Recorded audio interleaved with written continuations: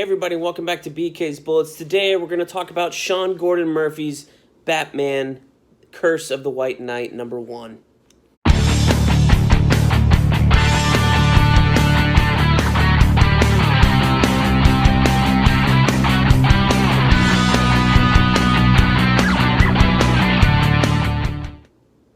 Hey everybody, and welcome back to BK's Bullets. As always, I'm your host, Brent. I am still on travel, and that is why I'm remembering to do a plethora of content for you guys, the few fans of BK's Bullets I have on here. Shout out. Thank you for subscribing and watching these videos on a regular basis, because that's the type of thing that I do with channels that I subscribe to. But thank you guys anyways. So, some of you might know, some of you might not know, but I am a huge fan of Azrael and Azbats and all that stuff. And I am also a huge fan of Sean Gordon Murphy's Batman White Knight, which came out last year. It is one of the best Batman tales in the last 15 years, front to back, and the fact that it is written and drawn by a singular person makes it all the more special. I think in 10 years, we're going to be talking about Batman White Knight the same way we talk about Frank Miller's Dark Knight Returns in terms of world-changing. Hopefully. But we're here to talk about the sequel to that book, which came out like a year ago, and we're already on the second issue, which shows you how much DC believes in Sean Gordon Murphy and his world of Batman. So basically this came out, or White Knight came out last year and was 8 or 9 issues, and then as it finished, it was then retroactively pulled into this Black Label line. I think it is the only Black Label book that will be the regular comic-sized format in terms of paper size, because of the way that it was done the first time. And Sean Gordon Murphy might be a creature of habit and wants to keep drawing on the same size paper. He's used to that, and so that's what we're getting. So this might stand out when we put all the Black Label books together from, the first real Black Label title is Batman Damned, even though, Watchmen and Dark Knight Returns and all this stuff's going to be published again under this Black Label, imprint label thing. But anyway, that's besides the point. So, this book features Azrael, I think, pretty heavily. At least it's been advertised and broadcast that way.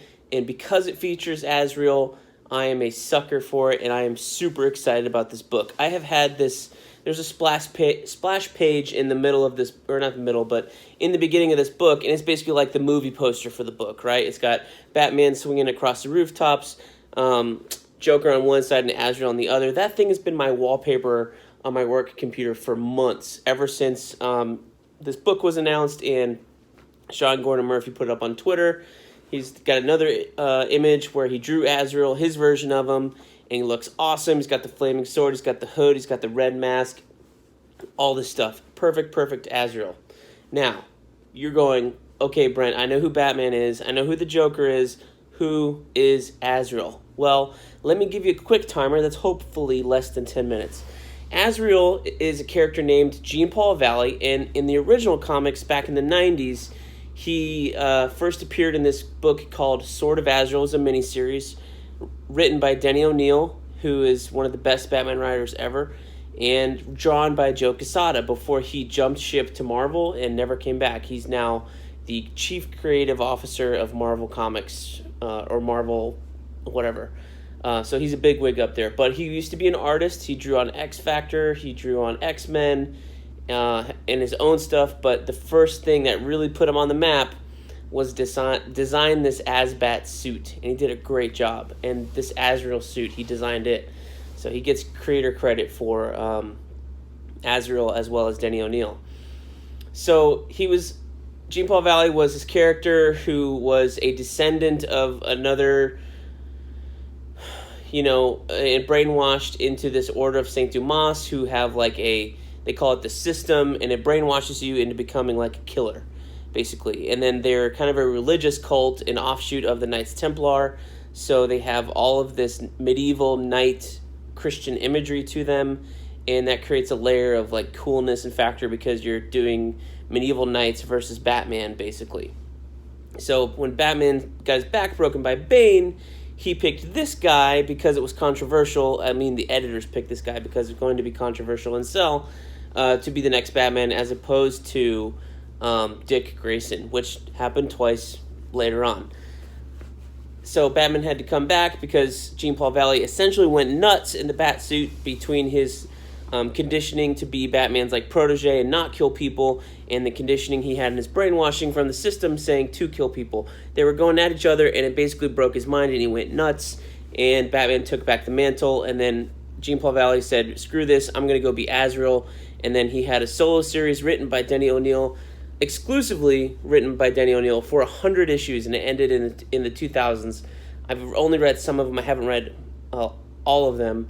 Even though I'm an Azrael fan, I'm really more of an Azbats fan, because my first memory of reading a single issue of comics that I reread over and over and over again was an 8-pack of these comics from Toys R Us, and basically everything in this pack was Azbats related. You had Batman 505, Batman 508, which is where Abattoir comes in. I had the issue where he first encounters Abattoir, the issue where he kills Abattoir. There were 2 issues of Gunhawk in there, and the issue where he changes his there were 3 issues in this 8-pack where Azbats changed his costume.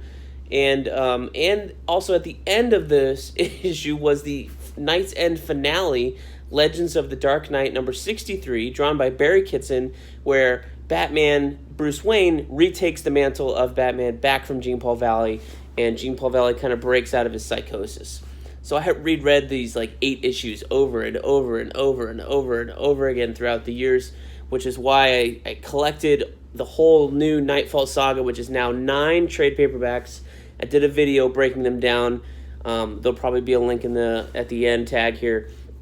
So I have a lot of attachment to this particular character of Azbats, not necessarily Azrael, but they released, Sean Gordon Murphy released a preview of an Azbats costume.